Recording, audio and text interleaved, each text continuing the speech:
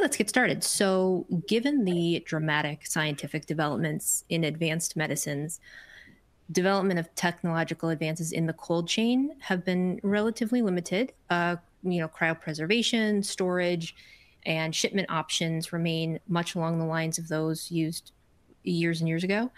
However, significant improvements have arrived, excuse me, for monitoring and recording shipment and storage and equipment to facilitate continuity of temperature in the cold chain and reproducing, or excuse me, and reproducible thawing of cell-based medicines. And so all of that is what we're going to get into and more today. But before we do, I want to level set the conversation. And excuse me, I'd like to start with you, Ryan.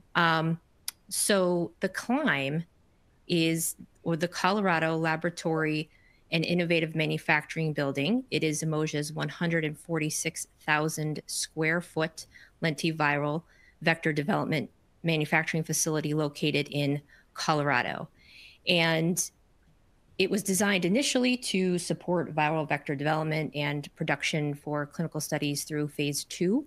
And so I was hoping you could talk to us a little bit, Ryan, about, provide an overview of how you and your teammates have optimized cold chain in the critical work that you do at Umoja. So can you talk us through that a little bit? Yeah, thanks, Aaron. Good morning. What an exciting time, right? We're talking about supply chain of cell therapies. We can actually think about curing patients with their own cells. It's a fascinating time in the field. So I'm excited to chat about it. The quick clarification. So our manufacturing facility, the building is 140,000 square feet. We only built out half of it right now for the phase 1-2 efforts that we have, with the idea that, we want to be flexible and adaptable to be able to handle early stage first in human studies and see where the data takes us. And so the idea really started, I was lucky enough to be able to lead the development team at Juno Therapeutics that actually developed the Breyanzi process. And so really excited to chat with Rookie and hear his experiences from taking that from a pivotal study into commercial and now the challenges there on the supply chain. But what I looked at starting Umoja was how do we actually go from having single patient, single product supply chain challenges to can we actually get the benefits of cell therapy, but have maybe the more logistical opportunities that we see with small molecules, with monoclonal antibodies. And so Umoja really looked at solving that supply chain and that accessibility challenge by really studying biology and using biology to solve the problem. So instead of having single patient, single product shipping challenges, we can actually do one lentiviral manufacturing run and treat thousands of patients with that single run. And so what we're doing is a direct injection of the lentiviral particles and really allowing the patient's body to be the CAR T cell manufacturing center for them. And so our supply chain is a little bit different than I think you'll hear from Rookie, in that we're sending out our lentiviral drug product to the clinical sites and allowing them to actually take that off the shelf and infuse it into the patients when the patients need it. Okay. And I think that's really important note for our registrants who are, represent a wide range of size companies. So it'll be good to hear from both you and Rookie. Before we turn it over to Rookie, though, to hear his side, I do want to talk a little bit about, to hear from you regarding cold chain logistics specifically. What are some of the best practices you've learned along the way? You have quite a professional background. And so I was hoping you could talk to us a little bit about that. Yeah, so some of the best practices, I think the first and foremost, from a courier perspective, always use a courier that can restock dry ice in transit. Those frantic calls of knowing, especially when you're at -80, getting those calls, knowing that you're pushing up to your time limits that you have. So important to use a courier that has the experience in being able to restock dry ice in transit is really critical. The learning is that everything that could possibly go wrong will at some point. And so it's important to work with a supplier that, has this experience and the capabilities. And I've just learned that the hard way. Some other lessons learned, always, they sound obvious, but have the alternatives, have the backups. 1 or 2 points of failure isn't sufficient. There's a lot of touch points in the supply chain that that are required. And so again, just having as much redundancy as you can helps you sleep better at night. And then I think for us, minus 80 is I think with the vaccine, we were able to brute force our way to having that be able to have potentially global supply. But the rule of thumb is that the colder you go, the higher the costs are, the more infrastructure is required. It just makes it really hard. So thinking about ways of moving from the minus 80 to the minus 20 to the room temp, even as a kind of holy grail shipping, is something that we think about a lot, just because basically took a pandemic and stopping the whole world for us to be able to actually figure out how to logistically get minus 80 to be we'll call it practical, but it's still very challenging.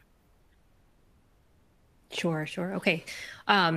Ricky, that's a really nice segue into your background. I know we talked a lot about the need for, cell therapy temperature standardization and why a wider range, a temperature range may optimize the process. And I know you'll get to that, but BMS is cell therapy. So you have a Beckma and Breyanzi came from different companies under your roof now. Were approved about a month apart back in 2021. And as I understand it, right, you are responsible for shipping activity across all domestic and international facilities. So the cell therapeutics require controlled temperatures ranging from refrigerated to deep frozen to cryogenic, the whole nine. So talk us through some of the challenges around cell therapy temperature standardization and why perhaps a wider temperature range may optimize the process, and certainly your background too, and best practices from your perspective. Sure. So there are lots of choices out there for shipping systems. So that's one thing to understand. You're somewhat limited by what's available out there in the market to use for shipping. So at BMS, we have 2 drug products commercially approved, like you said. They both, from a starting material standpoint, have 2 different temperature ranges, which makes it difficult to scale, to use the same shipping systems, to have that purchasing power of all of the drug product starting material using one kind of shipper. So my recommendation, or what I'm kind of stuck with right now, is I've got to maintain one shipping system for the starting material of one drug product and another shipping system for the other. And all of that being under one roof makes it difficult to really kind of have a consistent approach to that.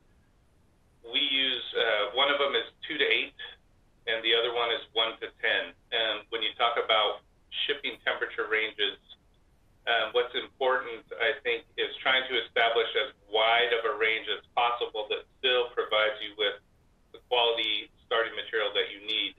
And I think what happens is when clinical trials start, nobody thinks about those things up front. Nobody thinks about what is going to allow me the most flexibility down the line as I'm trying to manufacture thousands and thousands of treatments for patients. They're focused very much on just trying to create something that works in a lab and then move it from there and get better over time. But because of how you file those initially, because of the focus on other things, you kind of get stuck with that's your temperature range. So let me use the 2 to 8 as an example. So we have 2 to 8 is the temperature range to ship. Not every box works perfectly. Sometimes you'll have a box that kind of works, and you'll see temperature spike go to maybe 9 degrees or 10 degrees for, a little bit of time. That leads to lots of deviations and extra work. So to that point, really, the wider the range that's acceptable up front, the better chance you're going to have of finding a shipper that fits within that range. And if it doesn't work quite as perfectly as you expect, you can still avoid those deviations because your range is wider than the box. So don't start with a process that's